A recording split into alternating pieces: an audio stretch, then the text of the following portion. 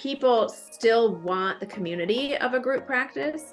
So even though there are like other companies that you can join, like people still really want, I think, community. They want to be coached and supported versus just like, here's like your tech stuff now and here's some clients, which is great. It's like, what else is there for me? And I think there's enough for everybody to go around. There's enough therapists that want different things.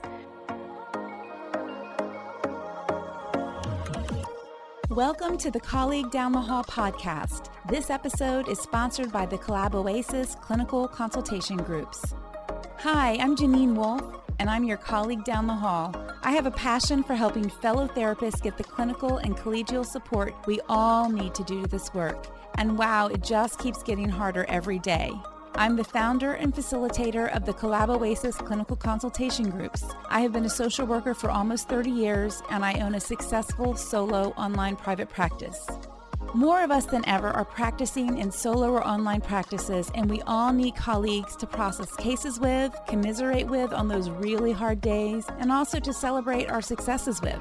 In this podcast, I'll bring you insights about trends and changes in our field and sit down with amazing therapists who are doing amazing work. We'll discuss fictionalized cases, ways to practice sustainably, and of course, there will be plenty of laughing. I love laughing with friends. I'm so glad to have you as one of my colleagues down the hall. Hello, everyone. You are listening to another episode of the Colleague Down the Hall podcast. I'm your host, Janine Wolf, and I'm joined today by Dr. Lisa Lovelace. Lisa is the founder of Synergy eTherapy, which is one of the first fully online mental health practices in the U.S. She is a licensed clinical psychologist in Minnesota, Wisconsin, New York, and is registered as a telehealth provider in Florida. Today, we're going to talk about how to know when you are ready to expand into an online group practice. Welcome, Lisa.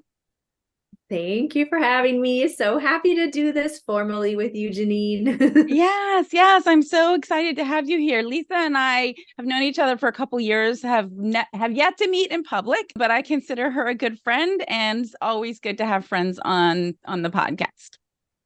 Well, thank you. I feel the same way about you. It's fun to get to know people and feel like we're so close, but we've never met in real life. Right, exactly. Yeah. And I don't think a lot of people really understood that whole dynamic prior to the pandemic, 100%.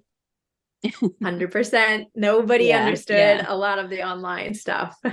Yeah. Can you give us a little bit of like the story of how, because there were really no online group practices. There really weren't a lot of therapists in general online, and especially not a group practice. So can you give us a little history on how that came to be? Yes, ma'am. So, gosh, it feels like forever ago, pre-COVID. My little story is I moved from New York, where I was doing my internship and fellowship, and I stayed and worked for a while in New York, and I got a job here at a clinic, moved back home, which is here, my Minnesota home. And I was like, well, why would I keep my New York license? And because I had to get a Minnesota one, obviously. So I'm like, well, maybe I can just do phone calls and video calls with people. And I'd never really heard about it before. This was way back in like 2012. So it was like really 2011, 2012. So it was really new to me. Yeah. And all the players and things now are not like, they were not in existence, or I didn't know about them. And that's what I did. And I worked at the University of Minnesota, and one of my colleagues who still works with me today, her name is Andrea Botzett. She works at the U of M with me, and she's like, I want to do this online thing that you're doing. But I love my day job. I work at the, research centers and all the things she was doing. She's like, I don't want to get an office space. It's too much. I can't do it. But nights and weekends, she would have loved to. So we met, and I brought in another colleague I used to work with too, Dr. Nicole Smith.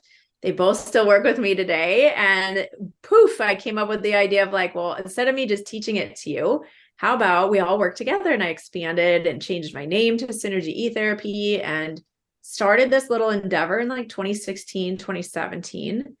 The clinical doors were open, and it was just a really novel thing. Not many people were doing online therapy at all, let alone a group practice that was only online, where you actually didn't meet in person or have like a brick and mortar. So that is the little story of how we began. It was definitely not like, oh, I came up with that idea. It was like an idea brought to me. So then obviously since then it was super novel. Everybody's like, you need a Facebook group or you need to teach this. And we started getting a lot of people applying to join because they had never heard of something like that before. And then COVID hit. Yes. Then everybody's online. So I taught a ton of like brick and mortars how to like change it up to get online. So I was doing a lot of that, helping others. And then now everyone's online and it's just not even a novel thing anymore. And I've been teaching other people how to start and expand, and it's fun to watch. It's fun to be a part of. And that's my story. And now here we are. 20, whatever Okay. we're in, 23. 2023. Yeah. So you were, and I love when ideas are so organic like that. Like, it's just sort of all these things come together and, with a true entrepreneurial mind, you're like, what can we do with this? So you weren't really even looking to expand into a group practice at that time. Not at all. I didn't even like think about how that would like look. Yeah. I mean, I was doing it solo part-time because I was full-time at a medical clinic and, seeing client.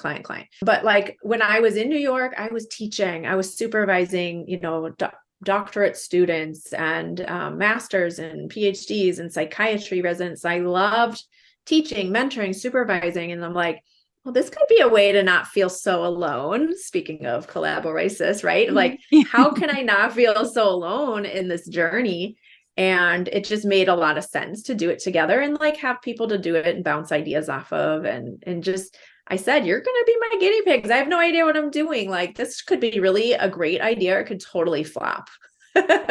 Yeah. Yeah. And that's how so many people start their programs anyway. They find those original people that you're like, okay, I'm willing to try this, but you're exactly like you said, you're my guinea pigs. So when I started my program, I was like, okay, you're my founders, which means I need all the feedback I can get. We need to figure out what's working, what's not working. And of course, for those people, for my program, the founders got a super discounted rate that as long as they stayed active as my thank you to them, then they continued to get that rate. So, it was kind of a win-win for all of us. I love that. I have a very similar model too. Like I have a few people that have been with me like since the beginning or near the beginning of when I've been doing this. And the way my business model works, there's just some things about it of how it works, but they're at like such great, it's like basically a free practice. Here you go. Okay. You know what I mean? Not really, Mm-hmm. kind of, right? In some ways, Mm-hmm. it's like, it's not a lot of money for them to be able to buy into all the things that they're getting. So it's, it's like, you guys have been with me for a long time. I'm going to honor that. And thank you for staying. And they're like thriving and love it. And they still have their, other jobs and things they do. So it really works out for everybody. Yeah, that's great. So even though you didn't come to it this way, I would imagine the people that reach out to you, there is some reason that they're thinking, maybe a group practice would be good. Some of it might be moving outside of just the one-to-one model, I would imagine. Some of it might be that they're getting tons of referrals that they're sending to other people and they're like, maybe I should, refer these to, my own group. Are those the typical scenarios you see for people doing this? Yeah, I'd say at the beginning, especially, that was the typical scenario is I'm full. I want to, bring on somebody else and kind of like everybody would call it passive income, of which it's clearly not passive income. No. It's very active income. It's just not clinical income. So yes. And then like as COVID happened, right? Like everyone now has an online practice or part-time or hybrid or whatever. So it's like the times have definitely changed about like why people want to expand. And I've been honored really to be a part of other therapists' journey where they're creating really cool things like different types of memberships or co-ops or, non-traditional group practice type practices or businesses, shall I say, or like, how do we expand where other people now have their own online thing? Like, why would they join your group if they can just join one of these other big tech companies, right? And those tech companies are great and some are not, but, some are better than others. And I, think they're filling a gap, which is really cool. Some of them, I know we see all in Facebook land, all the wonderful opinions and whatnot. So we'll save that for another day. Group practices are not tech companies. We don't have billions of dollars backing us and really trying to do what we can to like sell data. And you know what I mean? We're just trying to do good and help people. And that's just not how we function. And so like people still want the community of a group practice. So even though there are like other companies that you can join, like people still really want, I think, community. They want to be coached and supported versus just like, here's like your tech stuff now, and here's some clients, which is great. It's like, what else is there for me? And I think there's enough for everybody to go around. There's enough therapists that want different things. So we have to get creative, and when therapists are thinking, why would I expand now? It's like, there's trainees out there that can work online, right? And gain their hours, and it could be in different states. There's people wanting to go multiple state. There's the compact. So how do I market to all these states? And like, do I need to, right? So it's just like really different, I think, than it used to be, and growing in ways that we've never imagined. So there's a lot of room for kind of anybody. If you're like, yeah, I'm full, but even if you're not full and you're just like maybe tired, burn out, and you want to do more in the business side, or you want to help others, there's so many things you can do to expand in different ways that aren't as like, I just have an overflow of clients and I'm going to give them to you. Yeah. Right. Lots of different ways people come to that. And one of the things that I've seen in my consultation groups is that there's a lot of people who really uphold like solo private practice as the goal, and that you should want to work for yourself and do all of this and have this independence. And there's a lot of people who are more entrepreneurial who love that and want to learn all the things and do all the things. But I have members who said, like, I tried that path and it's just not for me. I don't want to do all the things and learn all the things. I want to, have someone else do those things and take the onus off of me, because I don't like those things at all. And so then they've ended up joining a group practice or becoming a 1099 for somebody else in a way that they still have some independence. They can still work for themselves in certain ways, but then also have someone else who's supporting them. 100%. I think there's also, a lot of people out there that want to do both. They're like, I really want to be my own boss and my own owner and have like my own practice here. And they want to join somebody else to like learn from them and grow from them and get different types of referrals too. So because it's so easy to join some of these companies where you can get clients and bill insurance, but it's not as easy to do private pay. And we all know that. And so you need to have kind of an organic engine, out there in Google land, and especially for multi-state, you need to have some sort of national clout, and longevity's sake, helps, and, being able to do different like SEO type things. And, not everybody's going to want to do that. So I still think there's room for people to join and also have that entrepreneur of like, I'm going to create something here, but I also don't know and can't do all this. So I'm going to join another person to do that. We have a ton of like EAP contracts, and I am always advocating for higher rates than they would give a solo person. And we know this happens, right? Or other players in the field of like, what are they getting better rates than me? Well, because I guess if you can say, I'm going to see more of your clients, it makes sense for them to just kind of pay to play. So I spend a lot of time now doing like outreach, and not just marketing, but like connecting and advocating with the people that, we partner with. We've got 3 Iowa community colleges that we take their overflow, and they're like, here's a lump of money, go see our patient, or go see our, students. And then we kind of invoice them and whatever. But like, that's a lot of work on the back end to do this kind of engagement, I guess.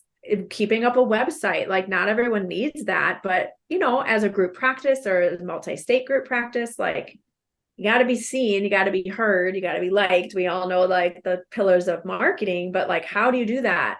It takes time. It takes somebody who knows how to do it. You got to pay to do it. So you don't have to go to these big lengths to become bigger, better, but you just have to figure out what is it that you want to do on your own, and what is it that you want someone else to do.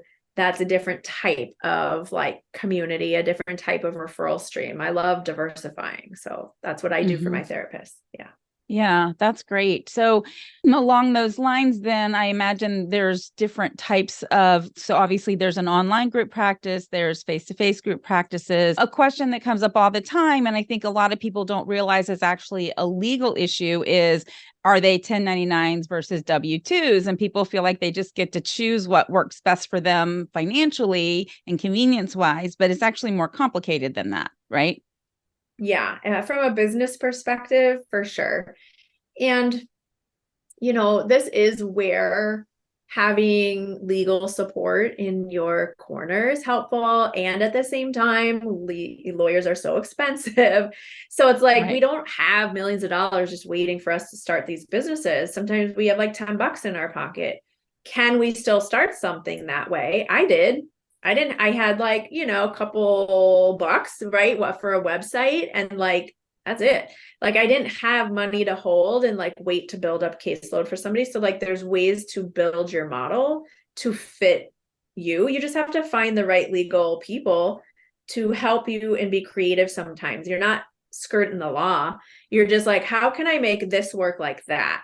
And some people are like, you can't do that. And I see that all the time on Facebook, and it just, I just like want to like rip my hair out, because I'm like, are you a lawyer in that state? And do you know mental health law? And do you know employee law? And no, we just have heard it from somebody, or we think we've read, we've whatever.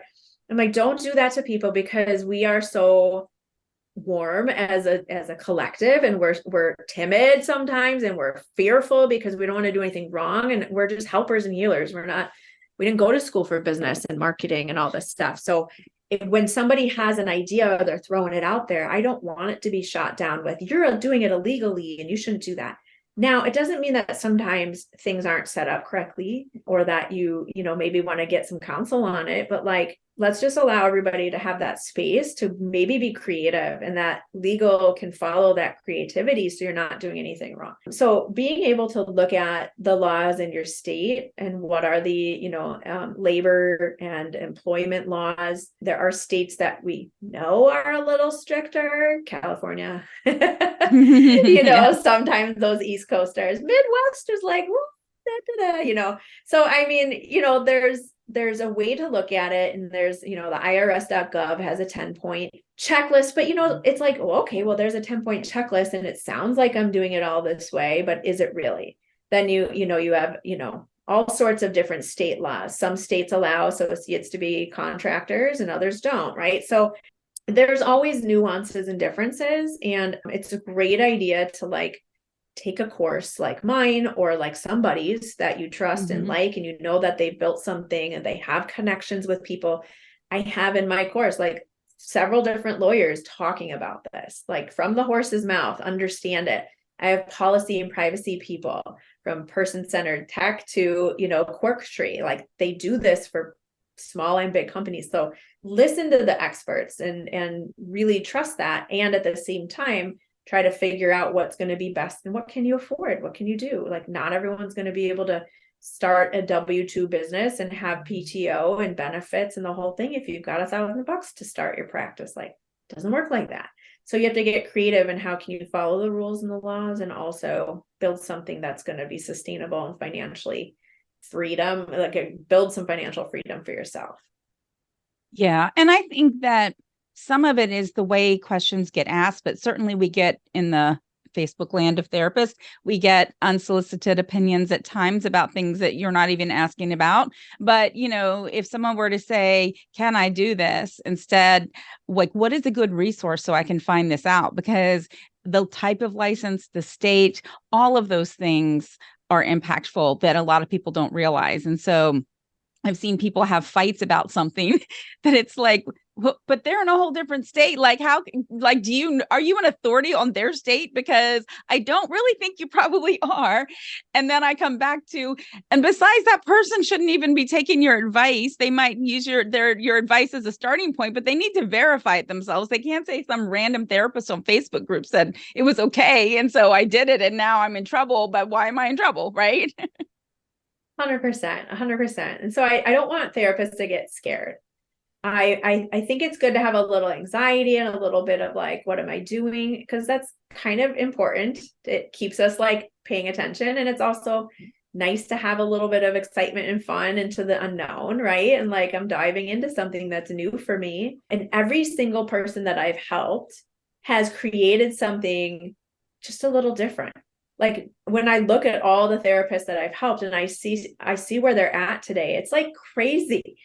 I'm like, oh my gosh, like some people are just, they took it and they ran and they like ended up, doing it one way. So some people started off with contractors because it was allowed in their state. And then maybe years who, when they realized they really wanted to switch it or they were ready to switch it to more of the employer, W-2. And so it's like, there's not, where you begin is not even always going to be where you end up. Like I couldn't have imagined like 10 years ago or whatever this was, that when I started this, that it was going to become this.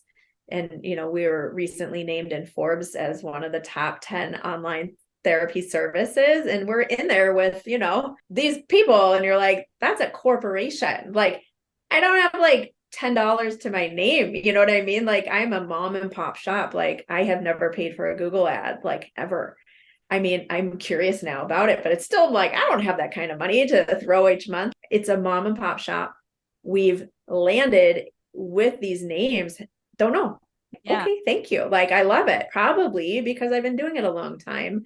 And we are national. So that does help for the recognition, is because it's not just local, right? So you get national with all these other players. So I don't know. I just think that there's like an excitement and like you just don't know what's going to happen, and to not give up and to really get support from people who can help you, and to know like I said, all the different therapists that I've helped and I see their group practices now, they're incredible. Or people that have had great group practices already and now they're hybrid online that I helped, or now they were all in person and now they're starting an arm that's just telehealth arm of their practice. Like there's so many things you can do, and they've all done such a great job. And you know what? I haven't heard, and you can ask the lawyers about this too in your state that you talk to them, whoever's listening, if you're going to do this, of like, who has gotten dinged for this or for that, and what's the fine and what they do. People will obviously, if there's a contractor and they're like, you've been treating me like an employee, I didn't pay my taxes, and they report you and the whole thing. Yeah, there's things that can happen, right? So you do have to make sure that you're doing it as best and as right as possible. At the same time, don't let that kind of paralysis by analysis. I know you're going to ask me what is one of my like sayings at the end. I'm like, I might have given it away, but that is one of them, because if you're stuck by fear, you're not going to move. And you have to move. You have to just know that you're going to go like one foot in front of the next, in front of the next, and you're going to see what happens. Do it as best you can. Those are all such important points. And congratulations on the Forbes being named on that list. That's incredible. I saw that and I'm so excited for you.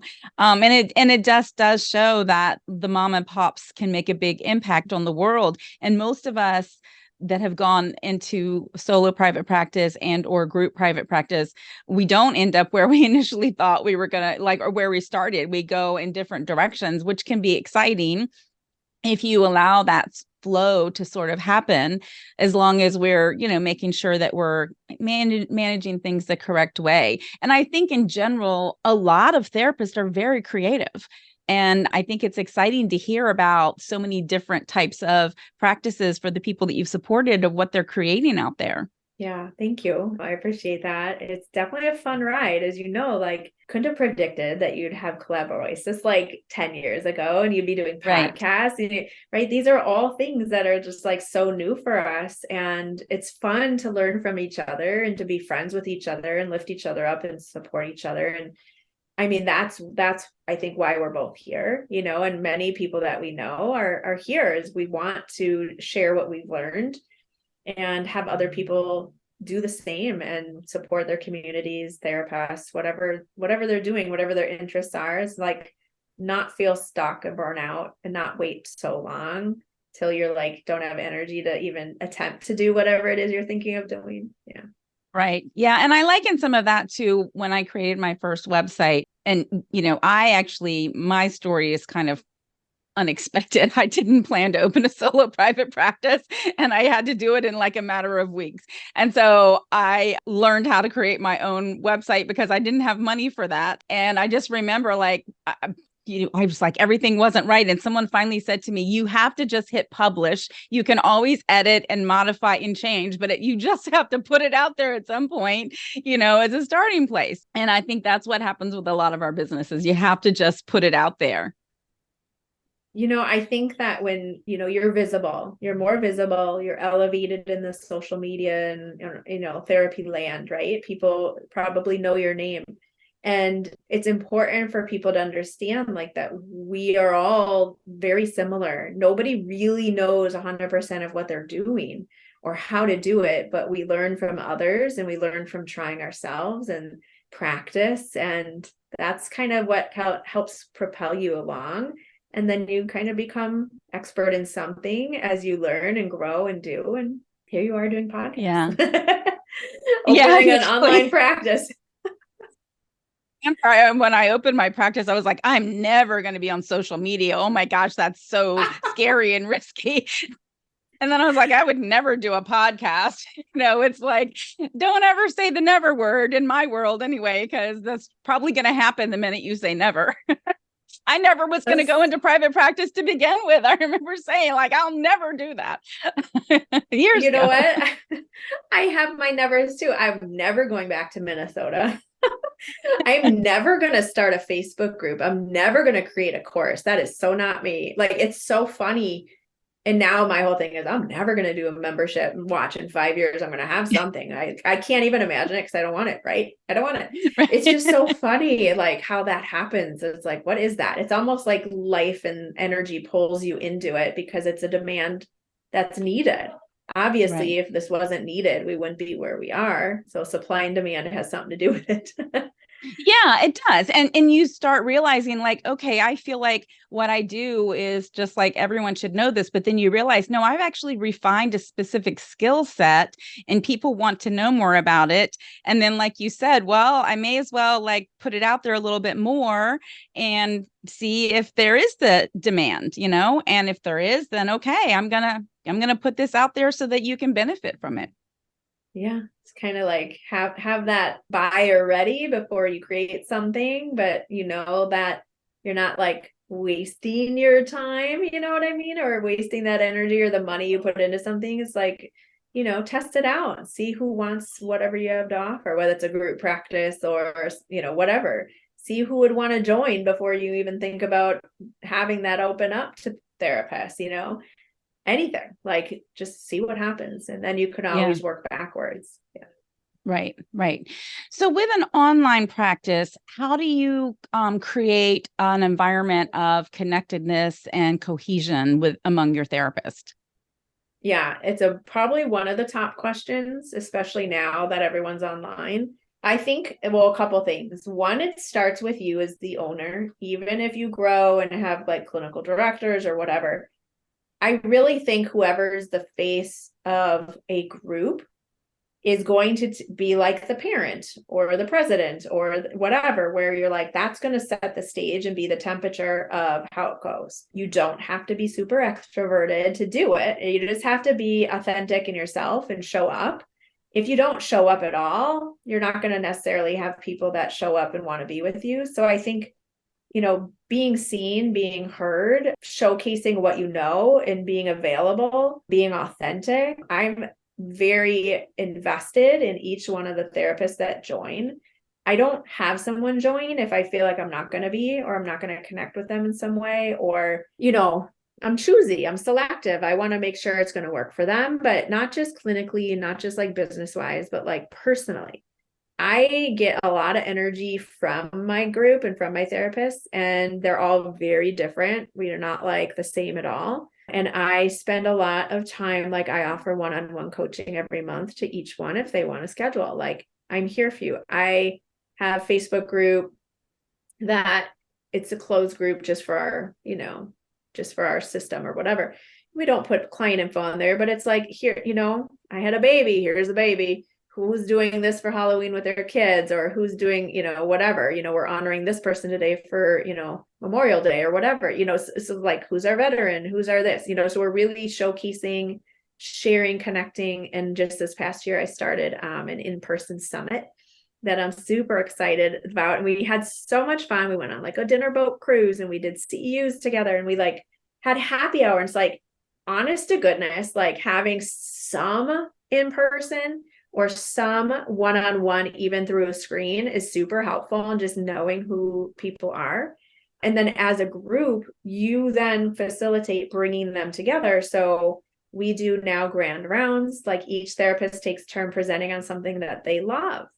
And we're not yet doing CEUs with it. Like that's my like 2025 model of like, maybe I will become a CE provider for Synergy. Like that's my thing, right? So I don't have to outsource the CEs, but you know, offering substance, offering connection, community, showcasing each person, elevating things going on in their family, good and bad, gaining support, right?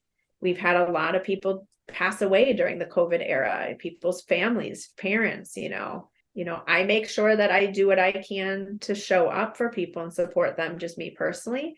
And then as a group, the more they can connect online, see each other, learn from each other, it's all you can do. Whether it's a little party online. I did a online yoga thing one Christmas, Hanukkah year, I give, away like, here's some Starbucks coffee, like let's meet, go get a coffee and come back and let's hang out. Right. So whatever I can do to kind of like make it fun as though we're in office is important. And then having space when they need it and coming together when they want to. It's like, personal freedoms. Yeah. And I love the things that you're doing. We all know people who've left a group practice. People leave a group practice for a variety of reasons. But I think feeling like you're part of a team, feeling like you're valued, having that connection with the owner, those are such important things that I think sometimes get missed. And that's why sometimes people are just entrepreneurs and they're like chomping at the bit. I want to do this myself. But sometimes they're like, I just don't even feel appreciated. I feel like I'm just giving them a percentage of my income and I'm just, a paycheck, and that doesn't feel good. No, it doesn't. And I think when people ask the question, why would somebody join a group practice anymore? I think because there's plenty of people that want to connect, want to learn from each other. And there's more to a group practice, online or in person, that is more than just get me credentialed with this insurance and like, give me an office space. Like that's not hard anymore, right? Still, some people don't want to do it, but there's so much more that goes into the back end of a group practice, the time and energy into coaching people, into referrals and marketing and business, and creating a really good community that's a brand that's yours and being a part of something greater, Otherwise, like why would you? And so we do have to change with the times. Like I've had to change this model for sure, because before COVID, just me alone having a group that was online, everyone was like, that is so cool. And some people were like, you're so nuts, that's horrible. Like this isn't going to work. And, I was like, okay, whatever, everyone's got their opinion. So it's like, now it's like, that's not the case. So you do have to know, like, it's going to evolve, it's going to change and grow over time. And you just have to go with it. I've had times like where I'm like, oh God, no one's applying. I'm just going to lose this business. I'm going to have to go back to seeing like 200 clients a week to make, ends meet and whatever. And like, I was just like really like down. And then you're like, wait, now all of a sudden there's people coming back and it's like, what is happening? So it's just realizing that it's going to be ebbing and flowing and changing. If you're solo, it's going to happen. If you're a group practice owner, if you want to join a group, sometimes groups, you're going to find one, you'll start one and it's not the right one for you. And like, there's gazillion more options out there that might be a better fit. That's why I created that other Facebook group, therapists looking to join a group practice or something. Yeah. And it's just, to connect people together and hopefully they can find each other, like a directory, because we don't really have those for each other. Right. Yeah. Mm-hmm. Right. Those are such important tips. And I think that there are, like you said, it's finding the right people, it's finding the right offering, feeling that connection and the support. All of those things are so important. But the flexibility, anytime you own a business, you're going to have to be able to be flexible. And mental health, the perception of mental health since the pandemic has changed so much that we really need to be flexible. How can we serve more people? Because there's lots of need out there. And What are the ways that we can, show up in a helpful way in our community or in our state or multiple states? I agree. There's a lot to go around. It's like never ending, so don't kind of like compare yourself to somebody else or compare, to the bigger companies, like how can I compete? Or, it's like, know that you have an idea, you have a different idea or why you're doing this, what is exciting about it, what's unique about you, your practice that you want to expand on, and create that brand for yourself. And then the right therapist will find you, hopefully. And after getting out there and knowing that you're there and that you exist, and you'll build it and get the help from somebody. Like nowadays, I wish I had a course or a mentor or, a consultant or somebody like, oof, that would have saved me a lot of time. And probably some sleepless nights too. Yeah, exactly. Yeah. And then I would also imagine that, when you have a private practice where it's just you have systems in place for bringing on new clients, discharging your flow, like your workflow and all that kind of stuff. I would imagine that you have to be willing and flexible in expanding those systems and modifying them as you go. The more people you bring on, I imagine requires more complex systems for managing everything. Oh yeah. And that's not how my brain works. Like everything was in my brain. And then I met Amanda Ferris, and she and I started working together the year actually that I got pregnant, which worked out quite well. But she was coming on board to like systemify and beautify all these things that were in my head, because I'm like, nobody would be able to come in and do it. And I couldn't, learning from COVID, like what would happen if like all my therapists are depending on me and I'm the only one who does all this. So now I have a couple people that help support me and help with a lot of the things. And she and I ended up creating a course out of what we did for me, simplify and streamline your practice. It's like, a bunch of downloads and templates and, great stuff to help somebody. Like she also was a part of my 4-course with like onboarding. I have a 4-part course that's about legal policies, onboarding, like systems and flows and stuff like that. And she was helping with that. So it's like people you meet and hire, like you might realize they have a whole bunch of skills that you don't have. And then you learn from them, and then who knows, you could create a course with them and help other people. Right. Yeah. And I think it's also easy to lose sight of the fact that, okay, what if I have a baby or have a death in the family or a serious illness? Who's going to step in and be able to know what I do? If I only have it in my brain, I don't have any SOPs, I don't have any manuals, I don't have anyone cross-trained, then it's going to really be a problem when you need to have that time off. Yeah. I mean, and too, like it's hard when you have to take time off for things and you just don't know what it's going to be or when. And so for any of us, it's important to get some of these steps in place, especially if you're a group owner and you have other, not just clients waiting for you, but like other therapists and their livelihood waiting for you. Like that's a little scary. Mm-hmm. And so you need to have some of that in place. So, if you don't know and don't have time to do all the things, buy a course. It's worth the time. It's worth the money. Hire a consultant. It's worth it. Like just that peace of mind. Like take a few months and just get it in order. Yeah. So go ahead and tell us you have several courses, don't you? Tell us about what you've been offering. I do. So I put all the things that I've created thus far into Member Vault. That is my course hub. And I've got like a mini course that helps you to just kind of do the basics to set up like some accounting, some business stuff, legal stuff. I've got like a full-fledged course that has many modules, many lessons. It's all on demand, so you can watch things as you go. Lots of videos with experts from SEO to website to marketing. I have 3 hours of marketing with a telehealth marketer. Wow. Elizabeth Rossini. Yeah, we created a little course a long time ago. We did something together and we created it. It's great. I love it. Because like when you think of marketing, everyone's like, should I do Facebook ads or should I go and do a podcast? And we're just like, there's a gazillion ways to implement, but you have to get messaging and all that stuff first and understand who you are. So it's a lot of that back end. So there's tons of information on there. And I've got a couple free things, free checklists, hiring checklists. I do one-on-one consults. I do some Voxer support with my therapist that love to just talk and hear and ask. And like, they're all Vox. My husband hears the from the Voxer, that we use. And he's like, oh, again. Yeah. What is going on? How many people? It's like 11 at night. And it's fun to be able to talk to people and connect that way too. So I have courses, free things, cheaper things, a little more expensive things, and then one-on-ones and stuff like that. So I do as much as I can in between seeing my own clients and running my business. It's still my side hustle. It's not my main thing, so I kind of do it when I can and help out as much as I can, just getting other people building and creating and hiring and knowing like what drives them and helping them to feel like they're doing something fun and meaningful and they won't burn out. Because we need you. We need you.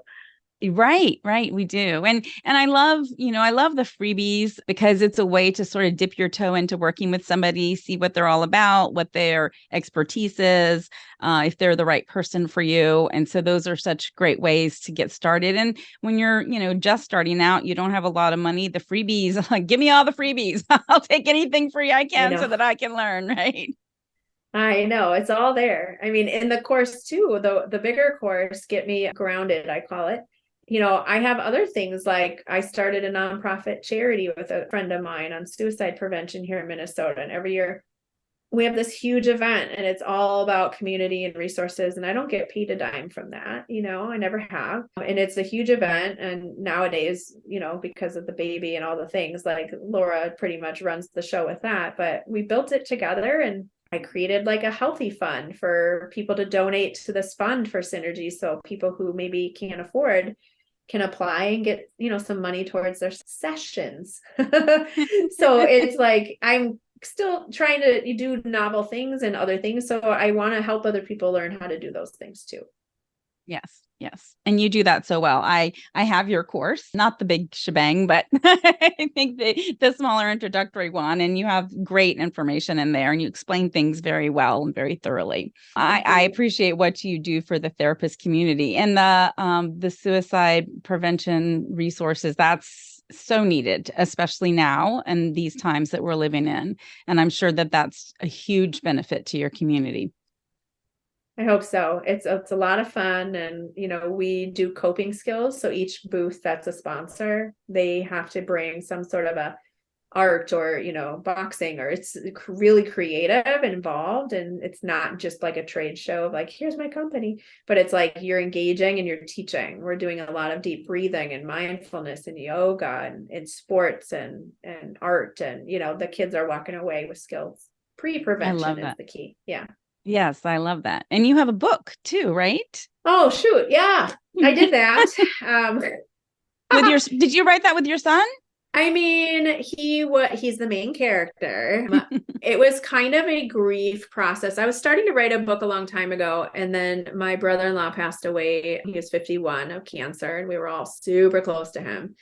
And his name is Brad, right? So I wrote a book about Johnny and Uncle Brad, and Uncle Brad teaching Johnny how to do some emotion regulation about his fort that falls over. And so Johnny was certainly the inspiration for the book. And I'd asked Johnny, like, well, what do you do when this happens? And I know what I've seen him do when he gets frustrated, but so he's collaborative on me, and he he read it to his class, and we, gave it to his social worker at school. And, we promote the book, at the event, and it's about, coping skills in kids. And it is a grief process that when Uncle Brad passed away, right? It's about Uncle Brad and Johnny and Uncle Brad's I love that. dog Bella. Yeah. You don't see too many books about a kid and their uncle either. Right. So. Yeah. And what is the title, Lisa? Okay. So let me get it here. Oh, hold on. Let me get it so I can have the exact book be seen and recognized. I don't know if people are seeing this or not, but this is it. Some people will see it. Yes. Yes. So find your superpower. And it's kind of going to be in a series. It's going to be like bubble breathing adventures, and the little doggy is Bella, and that's Johnny. And then, and then here's like Uncle Brad and I that love that. picture. Yeah, that picture was taken from this one, which is a real picture Oh, yeah. of I when love Johnny was that. little. Yeah. So, I mean, we missed him. It's Oh, 2 years ago, yes. just a few days ago. So we missed him. And that Hmm. was my grief process. And it was a lot of work, even to write a children's book where you're like, there's like 5 words on a page. Oh man, it is a lot of work. Thank goodness for my editor, Erica Weiss over in Chicago, or in Illinois area. She's great. And then my illustrator, Anita, she is a mom to one of my kiddos' friends, and they're on baseball together. And she lives in the neighborhood.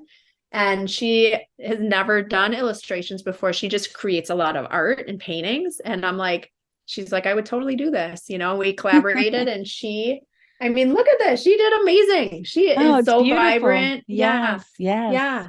I mean, the colors and the things that she has done, I mean, it's just amazing. Like, we wanted it to be very colorful and very, Yes. Yes. meaningful. And she just captured them so well. So for her doing Yeah. it first time, my first book, it was really fun. So, Yeah.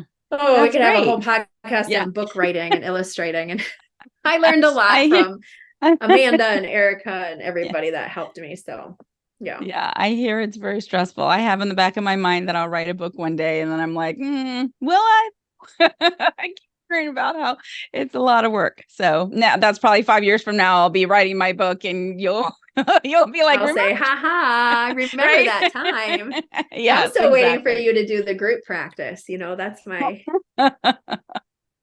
I don't know. I was toying with that for a little while. Won't say never, but I don't have room on my plate right now. So we'll see.